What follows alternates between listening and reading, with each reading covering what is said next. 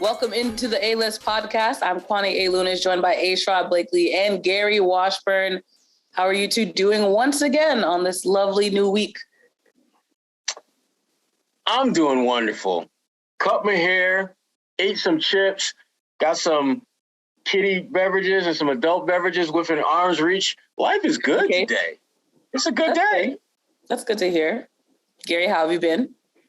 I'm good. Yeah, that's it. Yeah. No minutia. Extras. Like, just solid. Let's get to the show.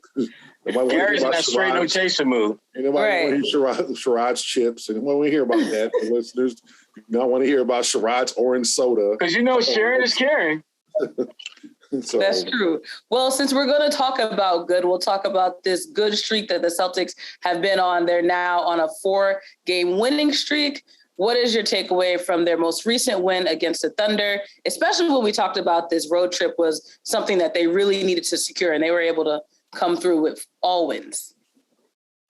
This is impressive. I mean, not only but the fact that they're winning, but just the fact that for the most part, it's not even really much of a game, at least not much of a game for 4 quarters. They're pretty much handling their business early and often, just basically putting teams away. And the OKC game really felt like almost like a trap game because it was the end of a road trip. You've had a great trip up to that point. You don't have Marcus Smart. You don't have Robert Williams.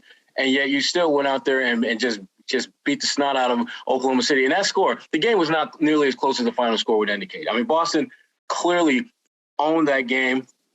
Lots of different players stepped up, and we'll get into some of those guys a little bit later.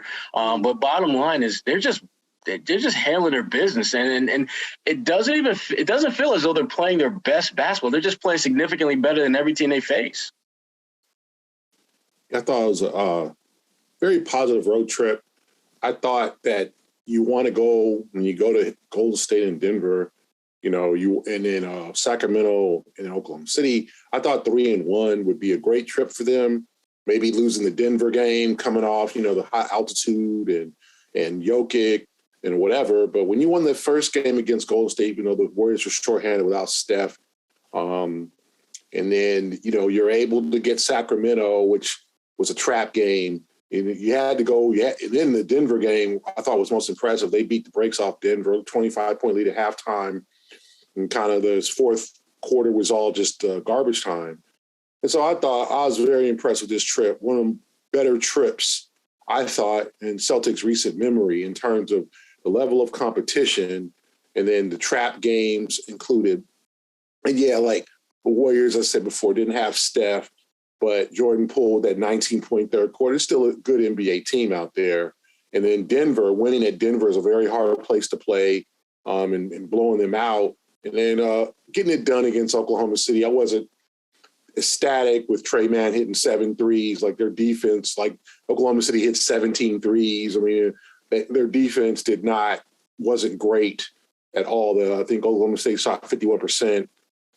So they slipped a little bit, but without 2 of their best defenders and the last game of a road trip. So in a back-to-back. So overall, very impressive. They just keep climbing. Now 9 games left, 5 are at home, 5 of the next 6 at home. So let's see what they can do from there.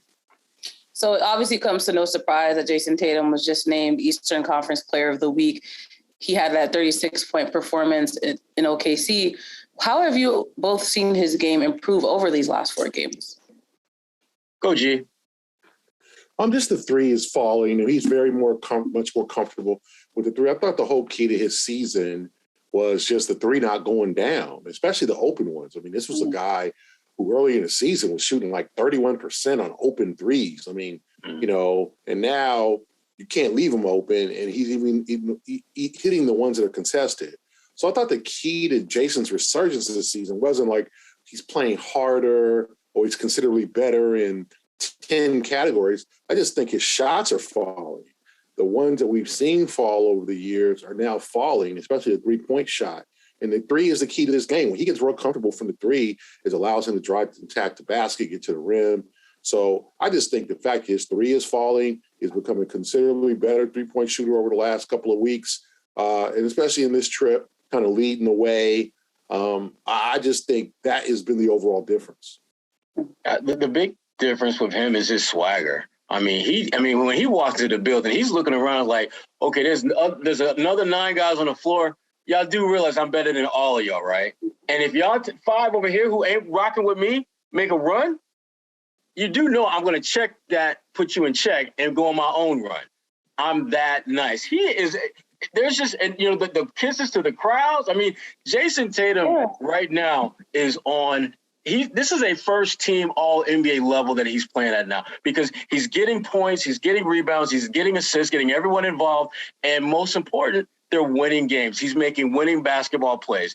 And again, we talk about their defense because it's exceptional. It's one of the best.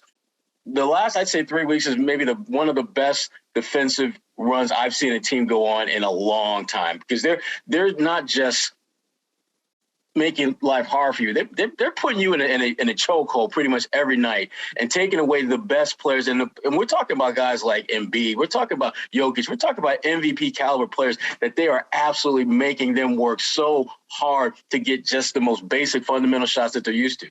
But the thing about Tatum more than anything else is just the confidence that he exudes and the confidence that he seems to be exuding with those around him. When I think about Kevin Garnett getting his jersey raised, the one thing I always loved about Kevin Garnett was he was one of the best players I've ever been around at doing, to me, the 5 keys to greatness, and that's being able to score, rebound, defend, pass, make your teammates better. Jayson Tatum is excelling in all those categories right now on a level that I did not think he would be this good in all those phases. Another guy that we'll probably talk about at some point is Grant Williams, who has gotten appreciably better, not only because of the work he's put in, but also because of the confidence that you see Tatum is pouring into him. When a guy that young and that accomplished is, basically looking for you probably more than he really should, and you're making it worthwhile by knocking down shots and doing all those little things, it has a trickle-down effect to the rest of the team. That's why you're starting to look at pretty much everyone who steps on the floor with Jayson Tatum is playing appreciably better. And it's not just because they're just standing around twiddling their thumbs. He's getting them involved in addition to getting his. So you set up my next point so perfectly. Grant Williams notched his first career double-double, 20 points, 10 rebounds in that game against OKC. And this is where I throw in a quick shameless plug, because I did have a conversation this past week on 10 Questions with NBC 10 Boston with Big Baby. And I asked him, who is a player that you've been following most this season? Like, obviously he played for the Celtics, but I didn't expect his answer to be a Celtics player. And it was actually Grant Williams. And this is what he said, and this is a piece of the quote. He said, "I love his position, the way he settled himself on the Celtics. And I feel like if he can give us 6 to 8 more points, we'll be a contender team." Obviously, Grant has been playing out of control these last few games. But do you agree with Big Baby that Grant could be an integral part of this team being a contender in the East? Well, I think he's a guy that gives you high ceiling wild card impact. Someone who he is an X factor, I think, every time they step on the floor.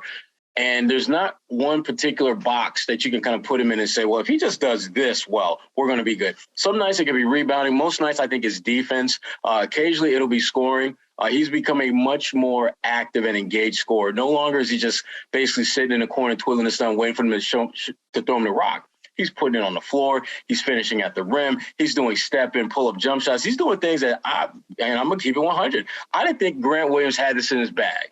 I did not think that he had it in his bag to where we would actually see it in games versus seeing it in the little snippets that we see in practice. See it all the time. In games, did not expect to see him pull that out and be as effective as he's been. So as far as the point about, 6, 7, 8 more points, I don't think he needs that to be effective. I just think he needs to figure out what does the team need from him on that particular night and give that to them. And so far, I give him a lot of credit. He's been able to do that more times than not this year. Yeah, I feel like Grant has really developed his game, went from kind of a fringe player last year to a real asset this year. I mean, he's got to get votes, in my opinion, for most improved player. Now, he might not get it. There's a couple of guys on that list. I'm sure they're, going to be, candidates ahead, but Grant should get most improved player votes because he has become, and so should Robert Williams, to be honest. Because he's been such an asset. And Grant, in addition to his three-point shooting, as Sherrod alluded to, he's been able to put the ball on the floor, drive to the basket, because this offense is going to be like Payton Pritchard and a lot of other guys who aren't Jaylen and Jayson. Like, they're going to get their shots.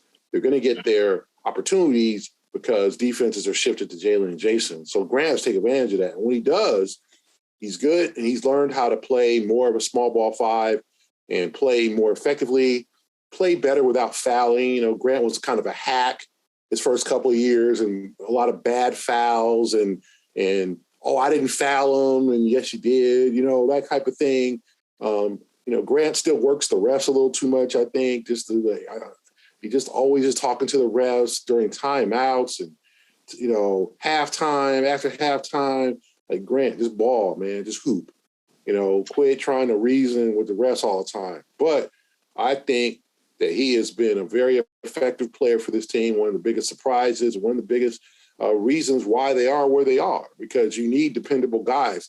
Their depth is not great. They don't have a bunch. They're not Brooklyn. They're not bringing, you know, former All-NBA guys and all that off the bench, former All-Stars like Marcus Aldridge and Blake Griffin and all these guys off, you know, Patty Mills. They're not bringing those guys off the bench. They needed to hit on one of these guys that they drafted. And Grant, being a first-round pick, you know, has been one of the, you know, fortunate picks for the Celtics. He's turned himself into a real asset after people were like, well, should they have drafted him? Should they have, you know, people were questioning his draft. And obviously, you know, he gets drafted in that same group with Romeo, Carson, and Tremont. And none of those guys are in the organization anymore, so he's the only one left. So I think Grant has made the best out of his situation, has turned himself into a real asset. And hey, he's going to get paid this summer. He's finishing his third year. He's up for the extension this summer. So, you know, he ain't going to be a max guy or anything, but, you know, he's in line for a nice little contract extension because he is, I think, proven to be a guy that you want to hold on to. Yeah, and that becomes another one of the many wrinkles that the Celtics have to iron out this offseason is what do you do with Grant? And what do you do with some of those other guys that, you know, you're interested in? And to me, you know, and we'll get into it at various points going forward, but you got to do what makes the most sense, not only to the organization, but also to your two best players. They are going to have so much more say than people realize because they have earned the right to have say. Tatum is a 3-time All-Star. Jaylen Brown is one of the better wing scorers in the NBA. When you look at just the ease at which he gets to the basket and is able to finish, and even though, you know, we haven't talked much about his health, you know, remember he had some off-season work done. And it looks right now as though from a health standpoint, this is the best we've seen Jaylen all season, what we're seeing right now. And for him to be playing at a high level, high impact level, Tatum Tatum got the cheat code to figure out how to get buckets, get you buckets, get wins, get the crowd into it with a little kiss to the stand. Shout out to Deuce. He has figured it all out, and they're winning. And Ime, you know, we'll talk more about Ime down the road, but I mean, the fact that he basically put his flag in the sand and said, look, this is what we're going to do. And y'all either going to be with me or you're not. There's no in between. And you're going to be with me. I mean, even though you got a choice, you really don't have a choice because I'm the head coach. And eventually they bought into what he's saying. All of those things are going to conspire this offseason when the Celtics are looking to figure out how are they going to remake. And this postseason is going to have a lot to do with their decision because I think they gambled on the idea of we're going to try to keep the band together and we're not looking to add a bunch of young bucks. We want this group as it stands now to grow and keep growing and maturing. We're not trying to add young folks to the mix. So that I think may work in Grant's favor because the last thing you want to do is see him, you know, go to another team because you got kind of stingy with the dollars. You don't want to see him become, and, you know, again, we've heard his name 1,000,001 times, and I understand why they didn't keep the pick. But Desmond Bane, you don't want to see another guy, or you can even go even further back, and Tony Allen, a guy that won a championship with him. And basically all he wanted to do was to have an extra year. And Danny was like, nah, I don't think I want to do that. And then when he went to Memphis and became that dude, Danny's like, yeah, I probably should have done that. You don't want to have that buyer's remorse. I do want to talk about Jaylen Brown. Like you mentioned, he's honestly been a sort of silent assassin for this team. He averaged about 28 in the last 4 games. But obviously, we also just talk about this being Tatum's team. So what more would you like to see, if anything else, from Jaylen's game moving down the rest of the season? Go ahead, Cal Cubby. Talk about your boy. Yeah, talk about your Cal kid. I just want to see Jaylen be more efficient, especially with the ball. None of the unforced turnovers, the getting ripped. Jaylen's ball handling has been up and down this year, and I think that he has to tune that up, tighten that up to be at its absolute best. I think that he's playing with more confidence. The 3 balls going down. He seems to be playing with that fierceness that we've seen from him in the past, attacking the rim, dunking on people, just kind of being that guy. And the only thing I see is just like the turnovers, cut down on those turnovers, dribbling into traffic, trying to do something, too much. And then, these are NBA guys. You show them the ball, they're going to rip you. And this isn't college. And I think what we've seen from this tournament over the last several days is how different the game is officiated, how, you can't do the ripping and like the body stuff, the physical play, it's a foul. In the NBA, no foul. You go to the lane, sloppy with the ball, someone hits you on the hand or in the wrist and strips it, that's a live ball. That's generally not going to be a foul unless you're about 2, 3, 4 guys in this league. So Jaylen needs to be more efficient and sure with the ball, cut down those turnovers, and I think the sky's the limit for him.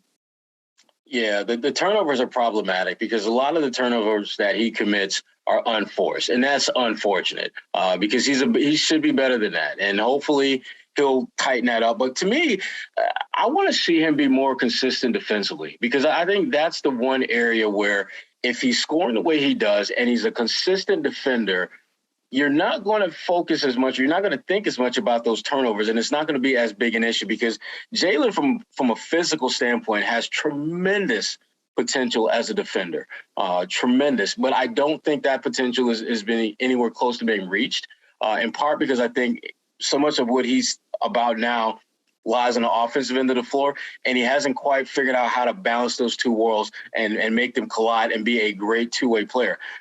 Tatum is ahead of him in both of those areas, in my opinion, right now. I think Tatum is certainly a better scorer, and he's a better defender. And that, to me, is why he's the one that we're talking about in the whole MVP conversation, even though their numbers aren't that significantly different when you talk about scoring and things like that. But at the end of the day, Jaylen Brown is a dynamic player. The Celtics are incredibly fortunate to have him be someone who can accept the role that he's in, which is not necessarily the star, but not have animosity about that. Because a lot of cats, they're looking at like, you do realize I was a number 3 pick, right? Why do I need to play second fiddle to this cat? I'm better than him. We've seen through generation after generation of players in the NBA where really talented players, for whatever reason, can't mesh. I'm going to go back in the time machine real quick and then talk about Gary. You remember Jason Kidd, Jamal Mashburn, Jimmy Jackson down in Dallas? That's a dream trio right there, but they couldn't make it work because they had lots of issues that had nothing to do with basketball. Shut up, Gary. They had lots of issues that they couldn't work through. You don't see that with Jaylen and Jayson. They understand each other. They appreciate one another, and they know that their best chance at both individual success and team success is how well they can work in sync with one another. The last player I wanted to bring up was Payton Pritchard. We talked about the last few weeks, we've talked about how the bench wasn't really bringing it, but he's been bringing it. He's been shooting 70% from 3 in the last 3 games. How have you guys seen his game develop, and what more can he do to help them end out this stretch strong? I just love the fact that he's taken what the defense has given him. And it's a cliche to say that, but he wasn't doing that earlier. Before, he was just kind of hesitating to be aggressive when he had the ball. And now he's just letting it fly.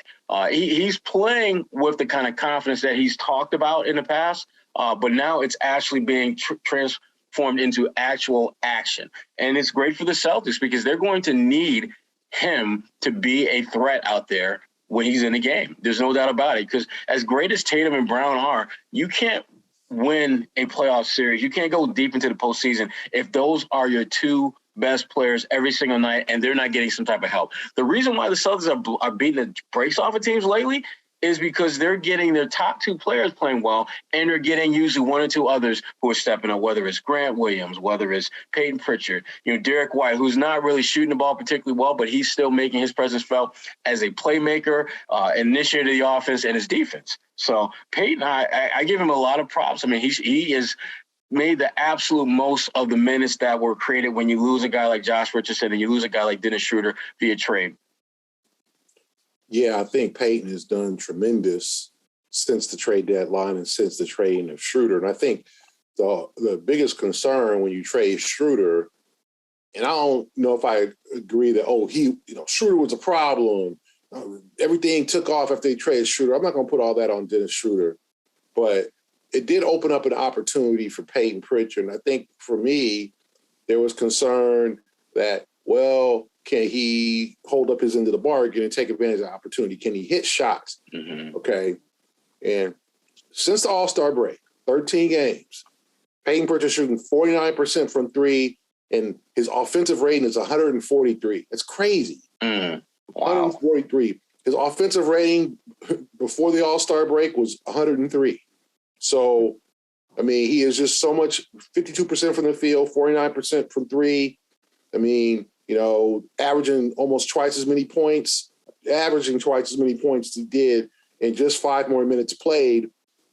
So he has really been that guy because he's going to get open shots. Like I said about Grant Williams, he's going to get open shots with Jayson and Jaylen being on the floor, and he's got to knock those down. If he doesn't, then there's going to be a problem because he's kind of useless to have on the floor. You're not putting Payton Pritchard on the floor to stop guys defensively. He'll try.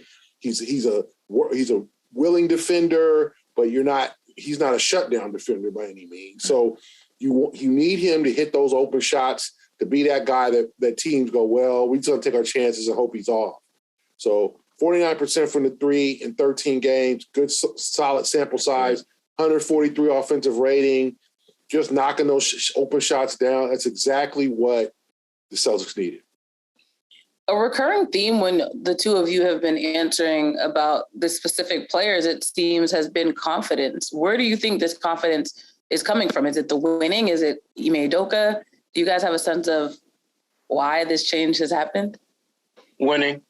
Winning changes everything. And particularly when you are winning against different types of teams. Like if all you were doing was beating bad teams, there's still going to be some element of doubt as to how good you are. But when you're going to, Denver and just absolutely just smacking them around like a rag doll, when you go to Philly and you put the clank, clank, clank on Joel Embiid, where he doesn't make a shot until the middle of the second quarter, which I don't think that's happened to him in any other game all season. And when you think about how dominant a player he is, for him not to get one bucket to go down until like middle of the second quarter, when you start putting together those type of elements as part of your basketball resume, you are basically putting everyone on notice that you did not come here to just do a job.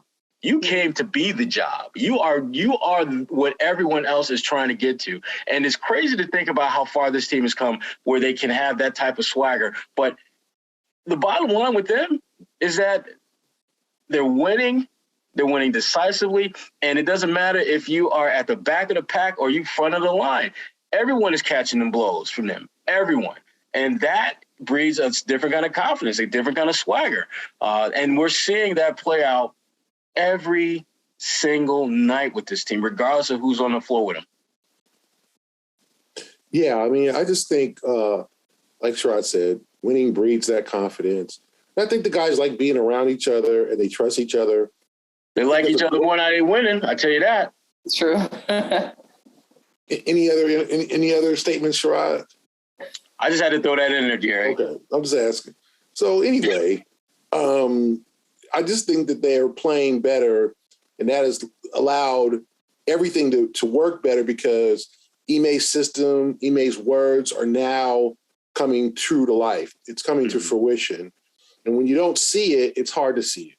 And I think the guys, let's say they didn't trust them, but they were just still trying to figure things out in the first 50 games or, first, let's say take away from that, first 40 games.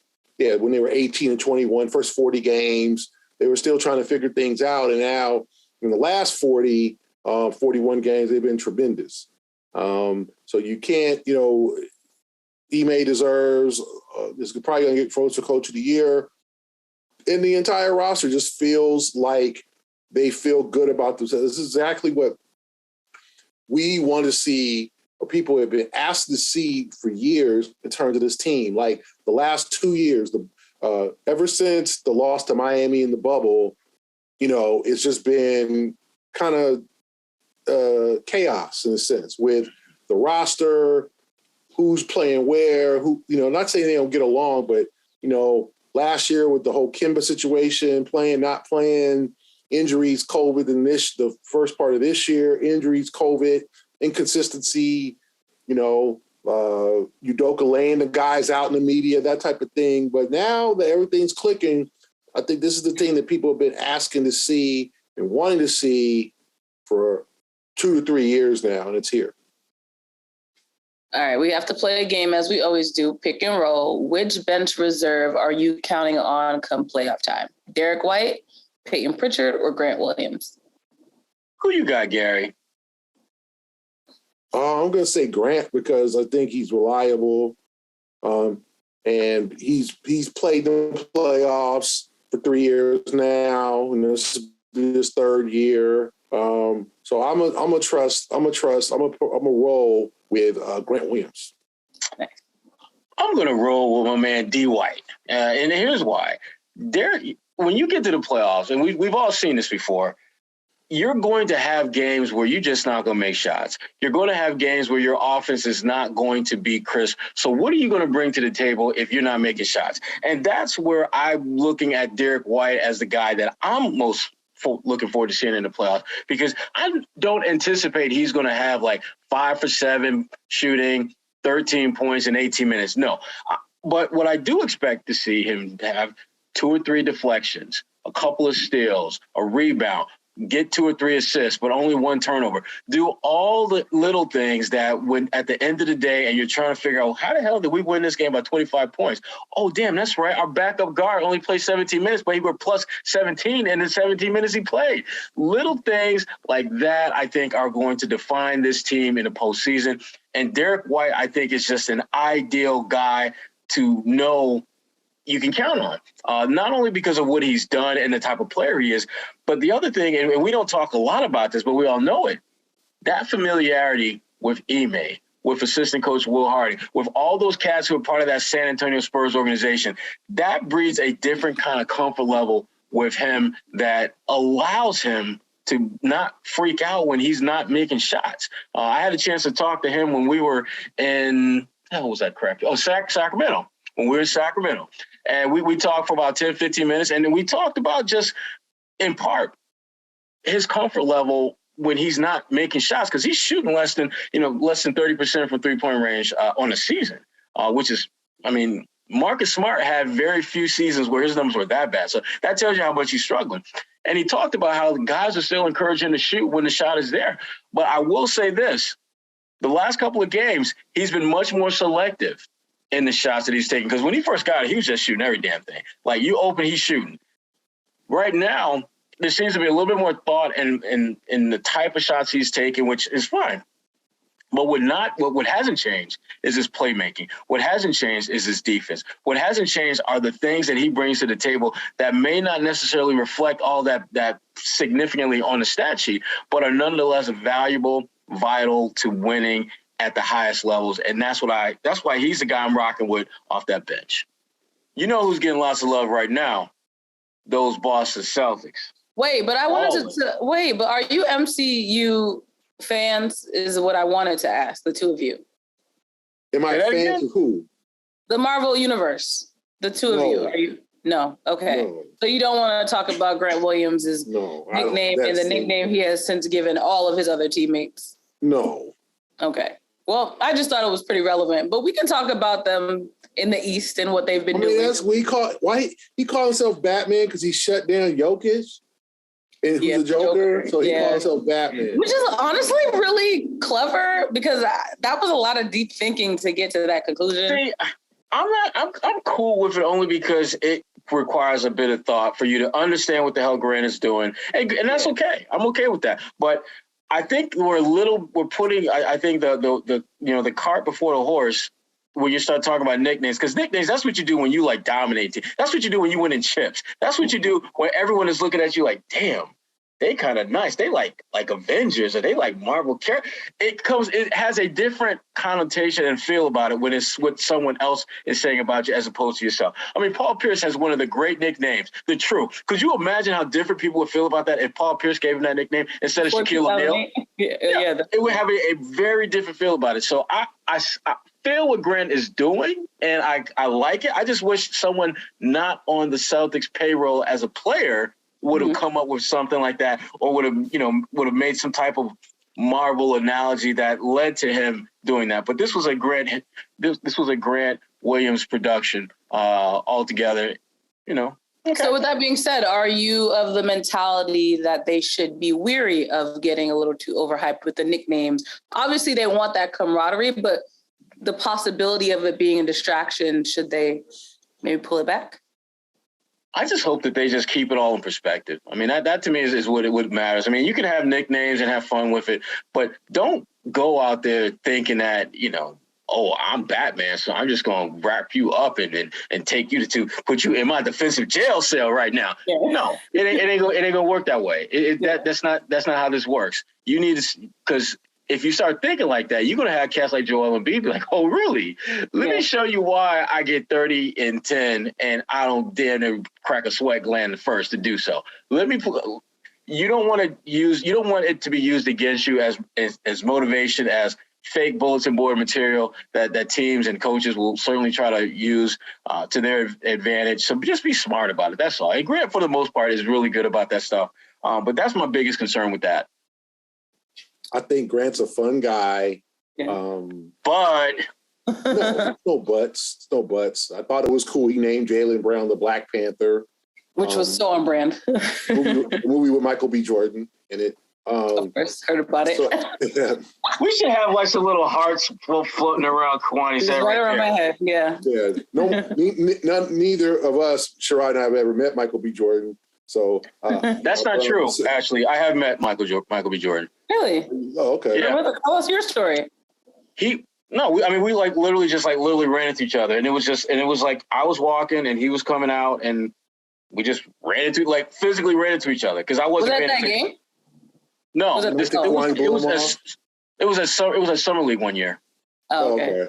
Not the same day. Well, anyway, we calling Jaylen a Black Panther. I think it's cute, it's neat, it's cool. Grant is a guy who's a very creative young man off the court, so I got no problem with it. But I'm Batman because I shut down the Joker. Like, no, leave it. Don't incorporate other teams' That's players. pretty damn funny, though. Don't incorporate the MVP, the reigning. Like, chill with that. Like, just name your guys however you want to. Name them all the Marvel comics, and I'm sure. But isn't that what the league's about? The trash talking, like it is. It is, and it doesn't exist anymore. That's true. I can't remember the former player. It was someone from like the 60s or 70s. They were talking about how you can't really do any of this stuff that made the game so enjoyable back in the day. The way Jordan used to talk to people. Yeah, it might even been Cedric Maxwell. Who's Michael Jordan? Well, obviously, that's fair. I'm not comparing him to. Yeah. That's the real Michael Jordan. Okay, not Michael B. Michael D. No, Michael F. My point is though, in that era, he could talk. Grant Williams, no. Yes, fair. Grant Williams, no. Play ball, Grant. It wasn't necessarily comparing him in the skill level, though. I'm saying Ruben Patterson anointed himself the Kobe stopper. How did that work out? And remember Harold Miner, the next Michael Jordan, Baby Jordan. I mean, he didn't give himself that name. Yeah. But he had a game. He wore 23. His game was a lot like Mike, but he was 6'3", not 6'6". But I mean, I think it's cool to do the Marvel Comics thing, but going to other opponents, like, just play. Don't take on the greats and don't call them out. Like, I just wish great play. He had a bad game. The Celtics had defended him well. Last year, he got really frustrated in Denver and had a real bad game last year when they went to Denver during the pandemic. And he was. They have something against. They play him well. And I get that. Grant's a good defensive player, but don't stop. Just leave it as a joke. Laugh. Name your guys. All the Marvel Comics. Let that be a joke amongst the team. But when you start calling out next, our next victim is going to be Donovan Mitchell. Then it's going to be Karl Anthony Towns. Then it's Fred VanVleet. No, don't start having a check. The only dude that did a checklist that was funny was Chad Johnson. And if you don't remember this, Kwani, when Chad Johnson, when he was with his heyday with the Bengals, used to have a checklist of the opposing defensive backs. And be like, this fool, check. Like, he getting clowned. The next. He still talks about it to this day on his I Am Athlete pod. So, Chicago Bears, Jerry Azuma, check. Like, Deion said, like, he would go through the But to your point, there's that level of greatness that's associated with being able to be that vocal. So I get what you mean. If not, Grant Williams ain't quite there yet. It's cute. It's cool. Keep it amongst the team, but don't start doing checklists and don't start calling fools out and all that.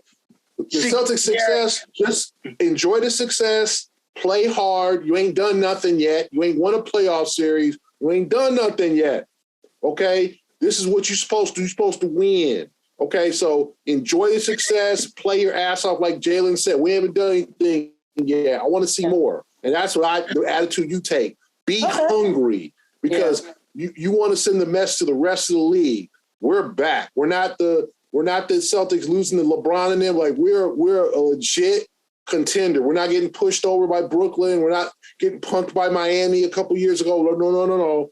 We learned from that. We real deal. But you got to put your head down and play ball, get it done, do it on the floor, win a couple playoff series, and then you can start walking with some real swag. See, I'm going to have to push back on that a little bit, Gary, because I think you can still have that focus on winning and have fun at the same time. I mean, I say have fun, but don't be calling out other opponents. Don't know. You know what? But Gary, here's the thing. Chest out. You still third in the East. You ain't top 10 in the East yet. You still third. You still lost. Sherrod, they lost to Portland. Remember that game? Remember them losing to Indiana? Remember them losing to Detroit? Like, there's humble pie right around the corner. So I'm not saying don't, rest in, but don't bask in the glory right now. It's 10 games left of regular season. So win, put your head down, restore that Celtic pride, whoop ass, keep it moving, and there'll be plenty of time to talk all that head. But right now, have fun amongst your team, but don't be calling out opponents. No, just move on and have fun within the team and walk with that swagger. See, I don't think you don't need to keep your mouth shut, because here's the thing: what happens when you start popping your gums, you got to back that up. And when that happens, your focus has to increase. Your attention to detail has to increase. Again, I hate to go back in the time machine, Twine, but hold on, let me get a drink first. See, I ain't do none of that, Carl. I'll have some salsa water. There we go. Exactly. But back when Rasheed Wallace, playing for the Pistons, went to Indiana and said they will not win Game 3. You can put that on the front page, back page.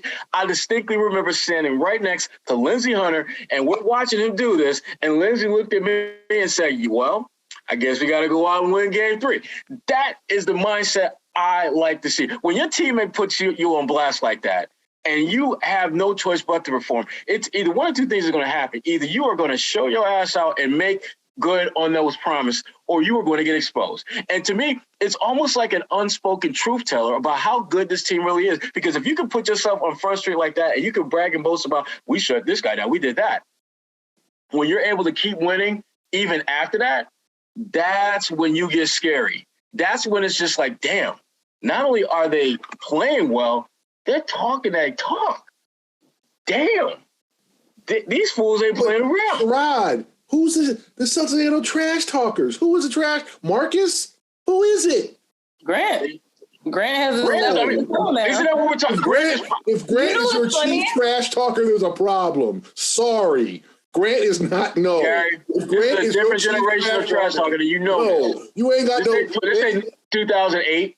This is a different brand. Yeah, back then it was Kevin. Paul would talk mad trash. Eddie House, all them dudes was talking. But this team ain't got that. Tatum ain't no trash. Tatum's trying, Gary. Can't the brother try? Can't the brother try? If Grant Williams is your chief trash talker, you're gonna be giggling. Okay, you the guy. Oh, I'm supposed to be scared of you. I love what Grant is doing. I'm supposed to be scared of you. Grant is doing. Here we go. I'm not. You don't need to be scared of me, but when my team beats you by 25 and I'm popping smack during the game, you don't need to be afraid of me. But guess what? No, my point is that you should be. You should be because I just whipped that ass. Trash talking is not it either is there or it's not. Patrick Beverley, trash talker, right? The fact is that Tatum is more of a emotion trash talker, like the blow of the kiss. He's an action. He's not going to be like, yeah, I hit that three in your face, fool. Like, no.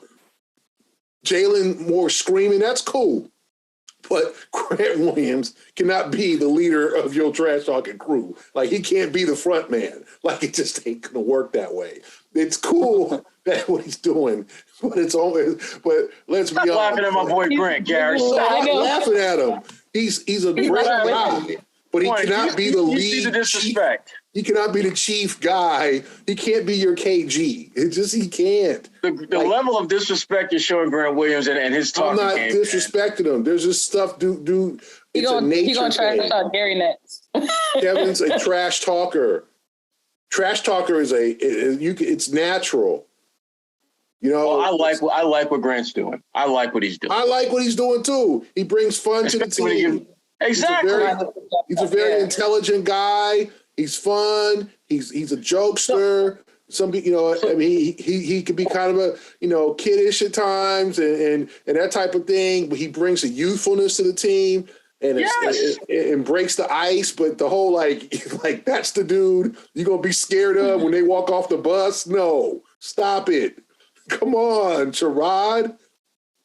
Gary, this is not 2008 or 1998. It's a different generation. And Grant, I don't think Grant talks trash because he's trying to intimidate you. I think he's talking because he's having fun. That's his way of lightening the mood. That's keeping those guys not. I think he's encouraging. I don't think he talks trash. I think he's encouraging to his opponent, his teammates. He's talking. He's joking. I think that's That's not trash talk. That's just being talkative. Grant's well, then that's what he is. Then he's talking. Let's give him. He don't stop that because that's his nature. Let's put the right brand on guy. But the whole we're coming to your house to kick your ass like that KG. No. Nobody does that. You saw that dude do that. You saw the real dude do that. Like, no. Yeah.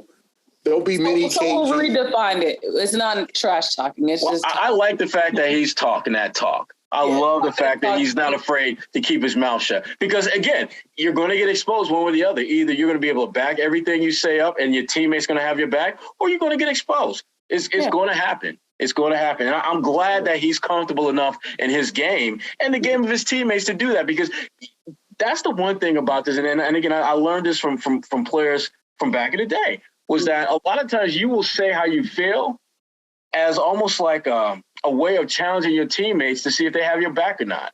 I mean, if you say that, we gonna bust that ass, and your teammates are like, I don't know. I mean, they're kind of good.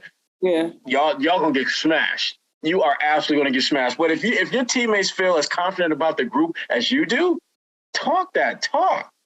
Especially when you are smashing kids on every block that you hit. Mm-hmm. Uptown, downtown, hood, anywhere in the standings you want to go, the Celtics are taking your lunch money. They have been taking your lunch money for weeks. So, Grant, you talk that talk because you got a pocket full of everybody's lunch money, and I ain't mad at you. Okay. All right. Well, to really just put a bow on this conversation, the Celtics have 9 games for the season. The Celtics they're 2.5 games behind Miami. Tatum, like I mentioned, was just named Player of the Month for the second time in March. Player of the Week. Player of the week. Oh, sorry. Excuse me. Yes. Duh. That doesn't make sense. He can't be named player of the month twice. It's One March month 20th. of the week. Yes. He's a definite candidate for player of the month, though, Kwani. Like yes. 2 weeks, he could get it. Yep. I would imagine he has a 50% chance of doing so. Now she's trying to do math. Stop. Yeah, I would just making math up as it go along. Okay. All of that being said. BC math. That's why I went to school for communications. Thank you very much. Buy, sell, or rent. Tatum and Brown are the best 1-2 punch in the game right now. What say you, Gary? Wow. I'm gonna have to say Middleton and Giannis because they want a chip. Sorry. That's it though. It's not anything that they haven't done. It's just, as I said, get it done this season or get to the finals and get. They need to snatch their respect. That's what I want to see from Brown and Tatum. Tatum is after the All NBA. Tatum wants to, like, they have had meetings, they have went to dinner, they have hung out, they have Snapchatted or whatever. Them cats do. Face chatted. Yeah, face chat. Insta-time, MySpace, Black Planet, whatever they have done. Black Planet. Whatever they have done. Yeah. Hit each other on their pagers, whatever they've done. Okay. You know what I'm saying? And said, we are best as a duo, and we gonna smack up these fools. And we gonna take our respect as the best 1-2 punch in the NBA. Do keep doing that this year. Grab your respect. And I think Tatum and Brown are both doing that. I can't call them the best yet because Giannis and Middleton have a championship. You can say Booker and Chris Paul, are one great 1-2 punch. But they're rising, and it's not nothing they haven't done. It's just the success on the floor is why I give it to Giannis and Middleton. That's fair. Well, if we're talking, well, first of all, there's going to be people out there be like, pager? What the hell is a pager? Let me Google this pager thing Gary was talking about. What the hell is he talking? I got you, Gary. Thank you, Google it. I think I'm going to rent it, and here's why. All we're working with right now is what these guys have done this season.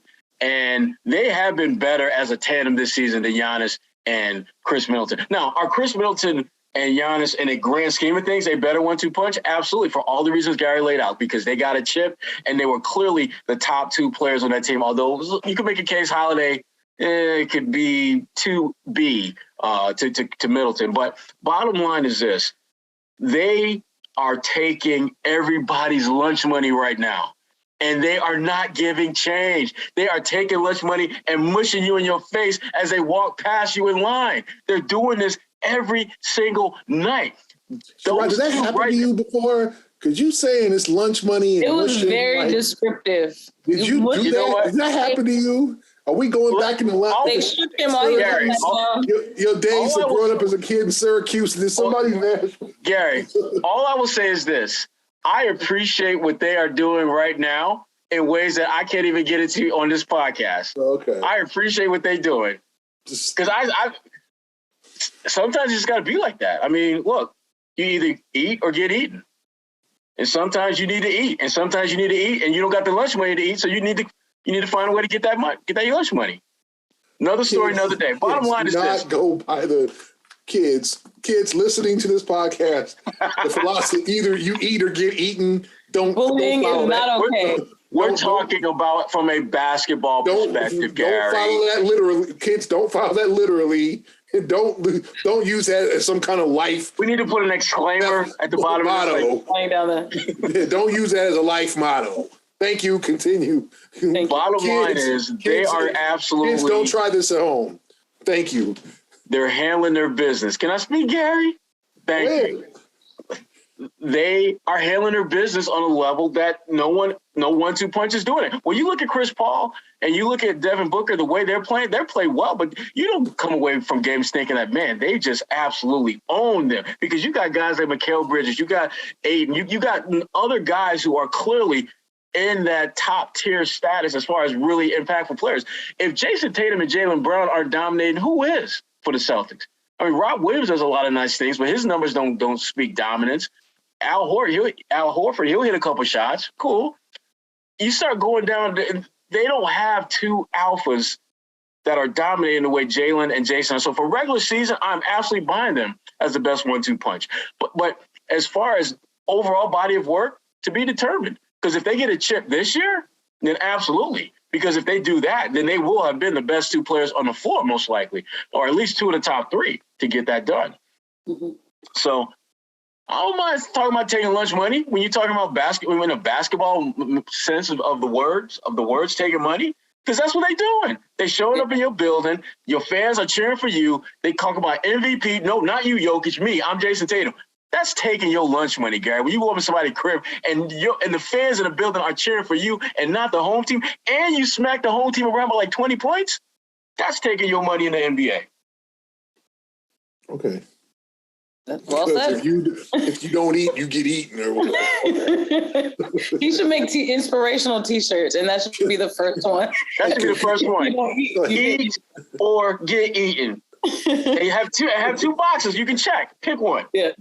Confucius Blakely here. All right. Before we wrap up, I do want to go around the league really quickly. I have 4 topics. And this is something new that I just made up. I'm going to mention 4 topics, and you both can elaborate on whichever one you choose to do. So we have Ben Simmons and his herniated disc in his back. LeBron James just passed Karl Malone and is now the number 2 scorer of all time in the NBA. Nurkic, I don't know if you saw on Twitter, but he threw a fan's phone. Allegedly, the fan shouted that his mother was trash and said something very disrespectful about his grandmother, who actually had passed away in 2020 due to COVID. That fan lucky, the only thing that got tossed was his phone. That's exactly. And then finally, the MVP race is heating up. If you have someone that you are really strongly rooting for at this moment, you can pick. But you can pick whichever one of those topics you want to elaborate on. It's a lot there. All right, I want to go with Ben Simmons and that damn herniated disc thing, because to me, the whole point of the damn trade was for you to play your ass off and help Brooklyn win. And not only have you become a distraction again, you are not playing again, and you are in essence hurting your team's chances of winning again. You have become a useless 6'10" defensive whiz who is going to be doing the same thing come playoff time that Kwani and Gary and myself will be doing. You'll be watching the Brooklyn Nets. That's not how this should go. Yep. It's just said. I'm really down on Ben Simmons right now. I love the talent that he has when he's at the top of his game, but the way that things have kind of worked out, I can't rock with that dude no more. I can't do it. I'll touch on the LeBron situation. It's pretty amazing. He ceases to amaze all of us. Last night, he just carried the Lakers in Cleveland. He dunked on Kevin Love, something awful. I mean, it's to the point. And people obviously think that I don't like LeBron because of my vote 8 years ago or 9 years ago now. Oh, you mean the time when you voted for Carmelo Anthony instead of LeBron James? I didn't ask for no interruptions. I didn't ask for no addendums. I just want to make sure that people know what you're talking about. I just want to clarify for the people. I just want clarity. Anyway, I think, I obviously voted for LeBron many of the other times for the MVP, all first team, all NBA, obviously. I think we need to appreciate him. Not saying we don't appreciate him, but just I think we've taken him for granted because for the last 18 years now, 19, since 2003, he has just been a presence in the league. And the league was able to recover from Jordan retiring, right? And because LeBron came along. And then, obviously before then Kobe emerged. And then you had, your Currys and Hardens and all these guys who have taken the league to another level. And we don't think about what happens when LeBron finally hangs it up. And it's going to be a big gaping hole. And I'm sure there's guys coming, and there's the Tatums and the Jaws and all these young guys, and Giannis the league will be fine, right? But just to see this man at 37 years old and what he's able to do, and this is big LeBron. Like, if you look at him throughout his career, how his physical stature has changed, and now he's like big, husky LeBron, hitting the weight room LeBron. He's not the skinny kid his first stint in Cleveland, or even he was a little bigger in Miami, and then now so he's not able to do, it probably doesn't do all the freakishly athletic things, but he's still a freakish athlete. And he's still able to average 30 points a game. And I don't see no slippage. I just don't. Like, is he the staunch defender that he was years ago? Or is he like, but I just look and he still makes the game look way easy. He still can, now he's a better 3-point shooter. His ability to finish off the glass, not dunk on you, but finish using the glass, the layups, all of that, right? His basketball IQ is off the charts. Like, we need to appreciate LeBron. And I know people have varying opinions. Not everybody loves LeBron. Some people fiercely love him. I learned about that when I didn't vote for him, or how many people threatened me. Yeah. But I'll say, like, we should appreciate him for what he does. And he'll pass Kareem next year. And, you know, you can point to games played. Well, he played more games than Jordan. You know, Jordan averaged more points, so like whatever. You can compare him to MJ or whatever.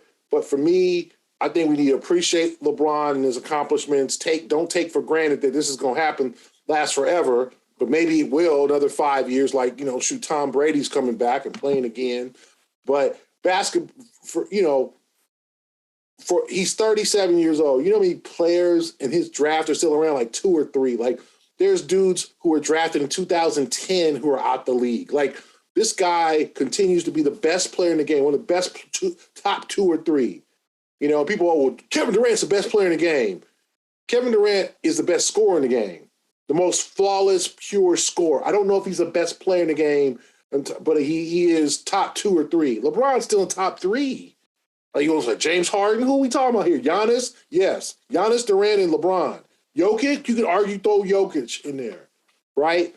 And there's, you know, Tatum's and the Jaws and all those guys are the Bookers and all those guys are emerging. The Currys could be, but I think appreciate this greatness because it ain't gonna last forever. And then when he retires, like, oh, I wish he didn't retire. Oh, like he's gonna get all of his flowers when he retires.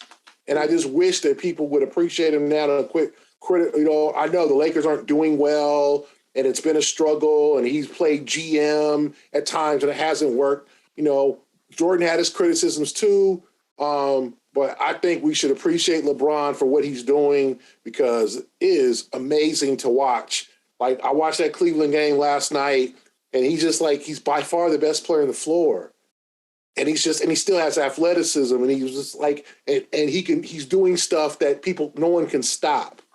So I applaud him for passing Malone. I wish people would appreciate Malone more. I know Malone has had his off-the-court stuff and is not a great guy, and he's been kind of, you know, he didn't show up to the top. But Malone was a beast, man. If you look at his numbers and look at what he did, Malone was a damn beast. Physical beast, like just an unstoppable force at power forward. So Malone deserves his flowers too. But LeBron, to appreciate what he does now, pretty amazing. I love that. Give him his flowers while he's still in the game. For the Nurkic note, I will say that it's very frustrating to see fans continue to be empowered to treat players in this way.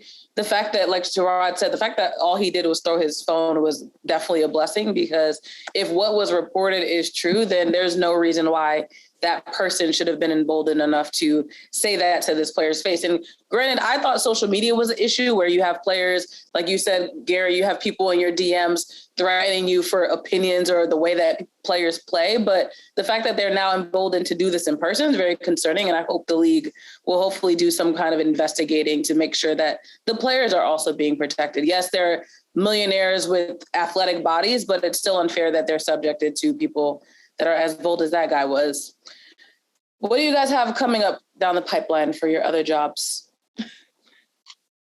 Well, got a couple things. Working on a piece actually with the WNBA for Ebony as part of Women's History Month. That'll be coming out probably in the next week and a half. But can't get to too many details about it because they're going to be unveiling a project that they've been working on as well. And I'll be writing about that unveiling. So be on the lookout for that. Still got lots of different Celtics-related content on fullcourtpress.bulletin.com. And I'll be, doing the home games this year. They got some really good games coming up, and then they'll be kind of taking a real quick trip north of the border to Toronto, and I will be there for that. Can't wait. Love Toronto. One of my favorite NBA cities. One of my favorite cities in general. So I'm looking forward to spending a day there because it's on a back-to-back. But other than that, just staying busy. What about you, Gary? Just following the Celtics. Obviously, game Wednesday against Utah, game Sunday against Minnesota. Then I'll be making that trip to Toronto and just keeping abreast of the team and being able to, just whatever is going on in Boston sports, I'm going to be on it and working on some other columns I'll tell you guys about in coming weeks. And are you following the tournament at all, G? Are you following the tournament at all? As far as writing about it, Not right now, but that's something I'm working on. Okay. Cool. We'll get closer to the championship game. Like I mentioned earlier, that conversation I had with Glenn Big Baby Davis is on NBC10Boston.com/10 questions. Go check that out. If you're looking for more localized content, I have a local lowdown that is dropping on Wednesday about things to do in Dorchester. So if you're in Boston. Is that the ear piercing thing, Kwani? No, not just yet. We haven't revealed it, but I do have this ear. Did I reveal this on the pod already? That didn't reveal it. I've seen it. He was clowning me last week. So yes, for those who listened last week, if you're watching, you can see I did go through and get the ear piercing. Very bold of me, I know. I thought you might get a nose ring. I thought you were thinking about getting a nose ring. Nah, that'd be a little much. I don't know if I'd do that, but I did not jump out a window yet. Baby steps. We can. Oh, not a window, an airplane. That's what I'm so. We can go on YouTube and watch you get your ear pierced. It's not online yet, but yes, you will be able to see me get my ears pierced. It's exciting. Gary's so impressed. Exciting. For Sherrod Blakely and Gary Washburn, I'm Kwani A. Lunis. Thank you for listening to the A-List podcast. Now, Gary, give me your lunch money, Gary.